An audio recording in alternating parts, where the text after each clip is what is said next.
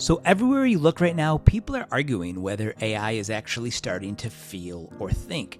Honestly, it's hard to tell what's hype and what's real. So I decided to stop scrolling through Twitter threads and actually look at the data. And for that reason, I'm using the new SciSpace Agent updates to do a little bit of digital detective work and to see what the latest research actually says. So let's see if I can find some real answers without the clickbait. Now, if you haven't seen SciSpace yet, it's basically an all-in-one spot for research. It's got a massive database, like 280 million papers, and this agent acts very much like a research partner. And now they just dropped some huge updates for January, so this is the perfect time to put SciSpace to the test.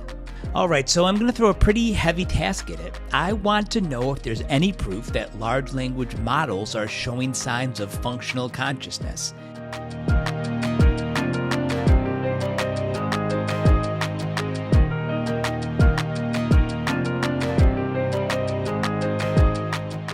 Now there's so many different results that appear, and fortunately, SciSpace is going to re-rank these papers by relevance. You can see the relevance score right here. So in just a few minutes, SciSpace has written a comprehensive report for the question that I asked it. Now to the left here, we can also scroll down and you can see the structure of the report as well as some of the key highlights, as well as a full citation list at the end. But there's more that you can do. What happens if I want to save some of these research papers? By clicking this little bookmark icon, I can create a new library where I can save all of these research papers.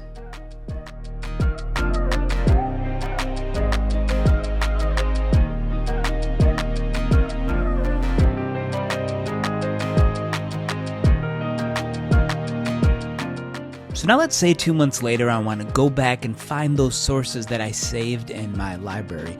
All the way to the left is my library. I just have to choose the library that I created right over here. And now all of those resources that I saved are located here. I can organize them or just get a quick description of each resource. But if this little TLDR is not detailed enough, I can check this box, and over to the right, I can start chatting with this PDF. It's basically just like a version of ChatGPT that will allow me to ask specific questions based on the content in that article. And there's also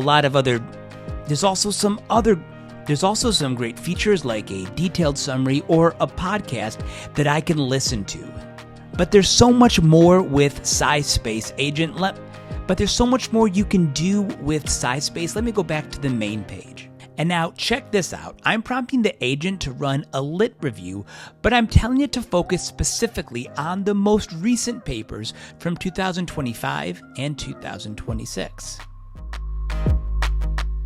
So as you can see, SciSpace went through almost 1,800 papers, and it found about 230 relevant papers, and it gave me this lit review with a brief summary, an abstract, and much more. From here, lots of different ways that I can save this content, or again, I can look at some of the resources and I can save them directly to my library. There's also something that I really love, and that's an integration of Zotero to start. Now I can just connect my account directly. There's no more downloading and re-uploading like it's 2010. And if you don't use Zotero, it's okay, because as you can see, OneDrive, Notion, Slack, and GitHub are coming soon to SciSpace. You can use those platforms in the same way. So another great feature is the report writing subagent. So I'm just going to ask it to write a report on the latest databases. And it automatically triggers the report writing subagent. Instead of just a chat bubble, it's actually drafting a structured report with headings and citations directly inside. It's basically doing the first 3 hours of my research for me while I just sit here and talk to you. And I'm not going to lose anything because by clicking this button, I can create a new notebook and I can save it in that library that I created. So if I want to revisit this at a later date, I can go up to my notebooks.